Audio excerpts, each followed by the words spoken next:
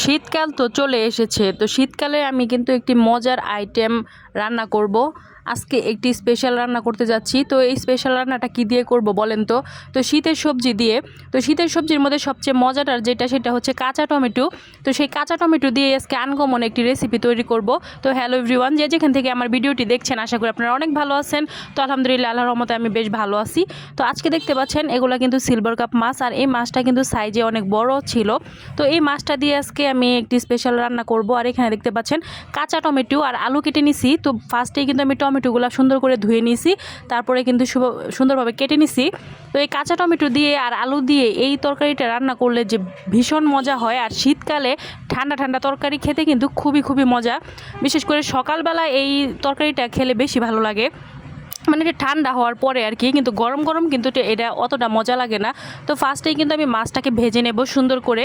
তো মাছটাকে আমি ভালোভাবে আগে ধুয়ে নিয়েছিলাম। ধুয়ে নেওয়ার পরে কিন্তু এটাতে সকল মশলা দিয়ে দিতেছি। এখানে কিন্তু হলুদের গুঁড়া, মরিচের গুঁড়া, পরিমাণ মতো লবণ সব কিছু দিয়ে তারপরে কিন্তু আমি এটা এখন ভেজে নেব। তো মাছটাকে কিন্তু আমি ভালোভাবে মশলা দিয়ে মাখিয়ে নেওয়ার পরে এখন কিন্তু একটি ফ্রাই প্যান বসিয়ে দিলাম। আর ফ্রাই প্যানে কিন্তু পরিমাণ মতো তেলও দিয়ে দিয়েছি। তো তেলটা ভালোভাবে গরম করতে হবে। গরম করার পরে কিন্তু এই মাছটাকে আমি হালকা করে ফ্রাই করে নেব। তো আজকে মাছটাকে ফ্রাই করে রান্না করলে কিন্তু আমার কাছে একটু বেশি ভালো লাগে। আর এই রান্নাটা কিন্তু ফ্রাই করার পরে মানে রান্না করলে বেশি মজা লাগে। তো আমি চাইছিলাম ফার্স্টে যে এই মাছটাকে আমি ভালোভাবে কষিয়ে রান্না করব।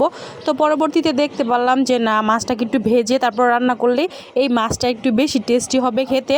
তো দেখতে পাচ্ছেন এখানে কিন্তু হলুদের গুঁড়া, মরিচের গুঁড়া, পরিমাণ মতো লবণ সব কিছু মাখিয়ে আমি রেখে দিয়েছি কিছুক্ষণের জন্য। তো এখন কিন্তু দেখতে পাচ্ছেন আমার তেলটা একদম গরম হয়ে গিয়েছে। তো এখন গরম তেলের মধ্যে কিন্তু আমি মাছটাকে ছেড়ে দেব। দেখতেই পাচ্ছেন মাছগুলাকে কিন্তু এখন তেলের মধ্যে দিয়ে দিতেছি একে একে সবগুলা মাছ। আর মাছটা কিন্তু সাইজে বড় ছিল। আর এই সব মাছ কিন্তু বড় মাছগুলো খেতেই কিন্তু বেশি মজা লাগে। আর এই তরকারিটা রান্না করার জন্য কিন্তু বড় মাছটাই দিয়ে রান্না করতে হবে। ছোট মাছ দিলে কিন্তু ততটা টেস্টি হবে না খেতে। আর এখন কিন্তু আমি মাছটাকে এই মাছটা কিন্তু এমনিতে ভুনা খাইলেও কিন্তু অনেক মজার হয়, যেহেতু মাছটা বড় সাইজের। তো এখন কিন্তু আমি একে একে মাছগুলোকে উল্টিয়ে দিব। এক পাশ কিন্তু হয়ে গিয়েছে, তো এখন আরেক পাশ আমি উল্টিয়ে দিব। আর মাছটা কিন্তু আমি বেশি ভাজবো না, মিডিয়ামভাবে ভাজবো আর কি, একদম কড়া ভাজবো না। মিডিয়ামভাবে ভাজলেই কিন্তু তরকারিটা বেশি খেতে মজা হয় আর কি, মাখো মাখো হয় তরকারিটা। সেজন্য কিন্তু এভাবে রান্না করতেছি। তো রান্নাটা কিন্তু একদমই সিম্পল। আর এই সিম্পল রান্নাটাই কিন্তু খেতে অসাধারণ হয়।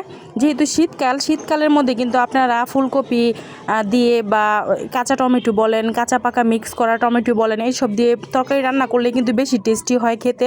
তো আমি কিন্তু এই কাঁচা টমেটোটা দিয়ে যেহেতু রান্না করব, এটা কিন্তু একটু বেশি স্পেশাল হয়। তো আমার মাছগুলা ভাজা হয়ে গিয়েছে, আমি নামিয়ে নিলাম মাছগুলা। এখন কিন্তু পেঁয়াজ আর মরিচ দিয়ে দিলাম। তো এটাকে হালকা করে ভেজে নেব। পেঁয়াজটাকে কিন্তু আমি ব্রাউন কালার করে ভেজে নিয়েছি। তারপরে কিন্তু সকল মশলা দিয়ে দিলাম, অল্প একটু আদা জিরার পেস্ট দিয়ে দিলাম, হলুদের গুঁড়া, মরিচের গুঁড়া সব কিছু দিয়ে ভালোভাবে মশলাটাকে কষিয়ে নিয়েছি। তারপরে কিন্তু এখানে আমি তরকারিটা দিয়ে দিলাম, এখানে কাঁচা টমেটো আর আলুটাকে দিয়ে দিলাম। এখন 10 থেকে 15 মিনিট টাইম নিয়ে এটাকে আমি কষিয়ে নেব। আর কষিয়ে নিতে কিন্তু একটু সময় নিতে হবে, সময় নিয়ে কষালে কিন্তু তরকারিটা খেতে বেশি টেস্টি হয়। দেখতেই পাচ্ছেন আমি কিন্তু একদম সিদ্ধ করে ফেলেছি। তো এখন কিন্তু কষানো কমপ্লিট। এখন আমি পরিমাণ মতো ঝোল দিয়ে দিব। আর ঝোল দেওয়ার পরে কিন্তু আমি প্রায় 20 মিনিট অপেক্ষা করব, তাহলে দেখবেন যে তরকারিটা প্রায় হয়ে আসবে। তখন কিন্তু আমি মাছগুলাকে দিয়ে দিব। তো রান্না করা কিন্তু একদম ইজি, তবে আমি যেভাবে রান্না করি সেভাবে আপনাদের সাথে শেয়ার করার চেষ্টা করি। আপনারা অবশ্যই কমেন্ট করে জানাবেন কেমন লাগলো আপনাদের কাছে এই রেসিপিটা, বা আমি যেভাবে রান্না করি সেভাবে। তো এইভাবে যদি আপনারা একবার হলো ট্রাই করে দেখবেন, আশা করি আপনাদের কাছে খেতে অনেক ভালো লাগবে। তো আমার কিন্তু ঝোল দেওয়া কমপ্লিট। তার পরবর্তীতে কিন্তু আমি মাছটাকেও দিয়ে দিলাম। তো আমার রান্নাটা কিন্তু প্রায় কমপ্লিট। তো আপনাদের কাছে কেমন লাগলো অবশ্যই কমেন্ট করে জানাবেন। আর এইভাবে কিন্তু আপনারা রান্না করে খেতে পারেন শীতকালীন সবজি দিয়ে, এভাবে সিলভার কাপ মাছ। তো আজকের ভিডিওটি এই পর্যন্তই। আমার রেসিপিটি কিন্তু প্রায় হয়ে গিয়েছে, দেখতেই পাচ্ছেন কালারটা কত সুন্দর এসেছে। এটা খেতেও কিন্তু দুর্দান্ত হবে। তো আজকের ভিডিওটি এই পর্যন্তই। সবাই ভালো থাকবেন, সুস্থ থাকবেন। আল্লাহ হাফেজ।